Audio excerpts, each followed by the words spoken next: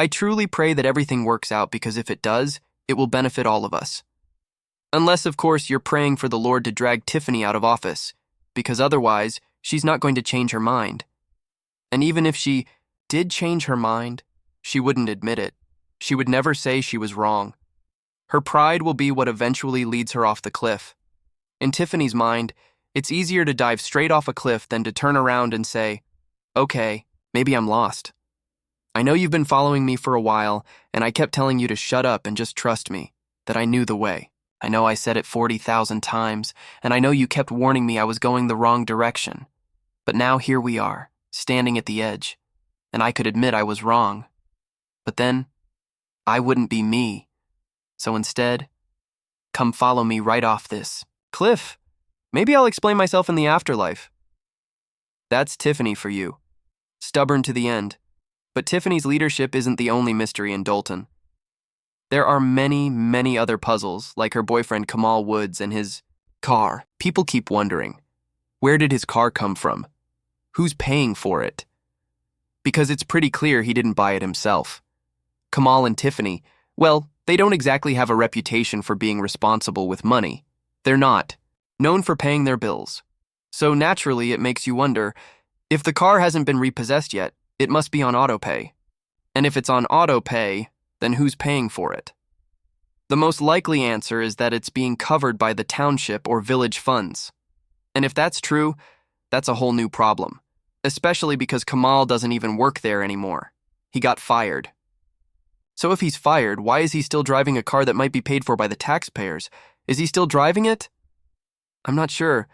Maybe you all can update me in the comments. Last I saw, he was riding around in a black SUV, but that might have been because he was chauffeuring Tiffany. This whole situation came back into focus during a recent town meeting where a woman stood up and bravely asked about the BMW specifically. She wasn't trying to stir up trouble. She just pointed out how much confusion there is right now. She mentioned she's lived in Dalton for about 26 years and admitted that even in the past, leadership hasn't always been perfect. But today, trust feels harder to come by. She also mentioned something important. People are confusing Dalton and the township, and even their finances are getting tangled up. Apparently, there have been credit cards used for township business, which just fuels the rumors and distrust even more. She said it's like what's happening with our faith in the Supreme Court. When leadership looks shady, trust evaporates. And once trust is gone, it's almost impossible to rebuild. She ended by saying she prays not just for Dalton, but for the township, the county, the state, and even for the city of Chicago, because corruption and dysfunction affect everyone. And while she half-joked that she wouldn't mind a nice BMW herself, the truth behind the laughter was serious. She had heard rumors, though she hadn't personally seen it, that there's a luxury BMW being paid for by the township, and she demanded clarity. Was that car included in last year's budget? Is it in the 2025 budget? Who exactly was it bought for? And what were their job responsibilities? The answer, of course, points back to Kamal, Tiffany's boyfriend, the so-called love of her life, who is somehow still riding around in a six-figure, top-of-the-line white BMW. And let's not forget, he already has a wife. Yet here he is, tied to a mayor whose pride, secrets, and scandals are pulling an entire town to the edge of a cliff. Kamal can say whatever he wants, but let's be real. He's not a six-figure guy in reality. Sure, when he hooks up with Tiffany, she can get him into a six-figure job, but even then, he's not actually doing the job, which only leads to 6 figures in prison time. That's just how things play out. And it makes you wonder, if he doesn't work there anymore, because he got fired, and Tiffany's technically not working there either, who's paying for that car? If it's being paid for by the township or village of Dalton, and we know Tiffany's always mixing up the two, is it a lease? If it is, let me know in the comments. Honestly, it's probably a lease, right? That would make the most sense.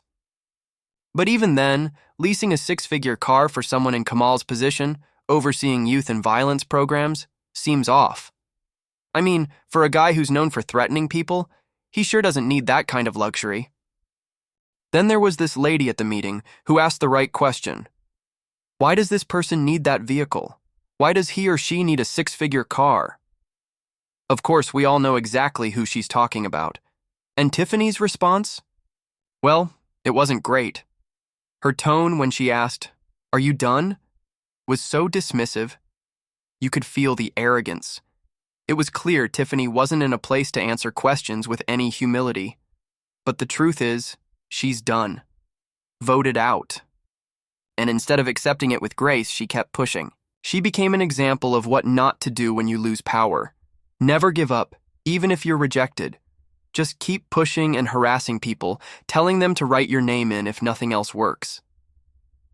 Tiffany's story is proof of how pride and desperation can drive someone to keep fighting even when it's clearly over. The budget, as some residents pointed out, looked like it was written with crayons. And then there's Tiffany's loyal follower, who looks a bit off. Her crooked wig, her lopsided glasses, and her slouched stance. Everything about her screams dysfunction, just like the leadership. When she stands up to make a motion, it's clear she's not trying to stop things from moving forward, but just wants transparency. What's really in that budget? What are we paying for? And why is someone leasing a six-figure car using township funds? It's ridiculous. You know somebody must have seen that car in the paperwork for them to even ask about it. Why would they question it otherwise? If you were working somewhere and saw a 100K car being leased, you'd ask the same thing. What's going on here? You'd want to know why someone's driving that luxury car to work on the taxpayer's dime. It's absurd. Yeah, there's a lot of smoke, and we all know that when there's smoke, your butt is probably on fire. You can tell she's trying to take the high road, but honestly, she's not fooling anyone. She says, "I want to praise you," but then adds, "If you weren't such a jerk." Did I say that out loud? I meant to say, if you were just a little more open. But we all know what's really going on. Kiss up and maybe, just maybe, she'll spill the beans. I've been around here for 26 years now, and I know the former supervisor did some things he shouldn't have, things we didn't know about. But now, there's a lot of confusion. As someone said earlier, people are mixing up Dalton with the township. And yes, that's definitely happening. Tiffany's the one who started all of it. Let's talk about her for a minute. Remember when she had Thornton Township pay for her White House trip, the one where mayors go to the White House? She made sure to use the wrong credit card on purpose, one with a much bigger budget, Thornton Township's budget. That wasn't a mistake, it was a calculated move. She knew she could live it up with that card. She's a sneaky one, no doubt about it. And yeah, a credit card may have been used for some Dalton business, but trust is hard to come by when you see things like this happening. It's like the country's losing trust in the Supreme Court, and locally, the leadership isn't any better. There are too many shady things happening. But as someone said, we need to pray about it. Honestly, whether you believe it or not, I pray for this government, state government, county government, and even the city of Chicago because I have to go in and out of there. I pray that things work out for everyone. But let's be real. Unless you pray that the Lord will drag Tiffany out of there, nothing's changing. Tiffany's pride will lead her to dive off the cliff rather than admit she might be lost. She's too proud to turn around and say, "Okay, I was wrong." She'll never do that. She's the type who'll keep pushing forward, even if it means walking right off a cliff. She's stubborn. She's the kind of person who, even when told to turn left instead of right, will push ahead and say, "Shut up, follow me." And now, here we are, on the edge of the cliff, and instead of saying sorry, she's asking everyone to follow her down. I mean, even with all the mess, Tiffany still wants to live the high life. She says, "If my man wants a BMW, that's what he's going to have. And if she takes that BMW away, he'll go back to his wife, and that's not happening." So she's making sure he stays with her, and the BMW is part of the deal, the things she won't admit. And then there's this woman, this shady lady, I don't even know her name. But she looks like the definition of crooked. Her wig's on crooked, her glasses are off, and her shirt's pulling to one side. Everything about her screams dysfunction, just like the whole situation. She stands up to ask the hard questions about the budget, but the response is always the same. It's like they're trying to cover up a six-figure car in the budget. If you're working somewhere and you see that, you'd want answers. Why is someone getting a luxury car? Why is a six-figure car in the budget at all? If it's not for something important, why is it there? It's ridiculous, and it's clear that someone's making these shady deals behind closed doors. And then there's Kamal, driving around in his fancy car. If you can't afford a six-figure car, why should anyone else be able to?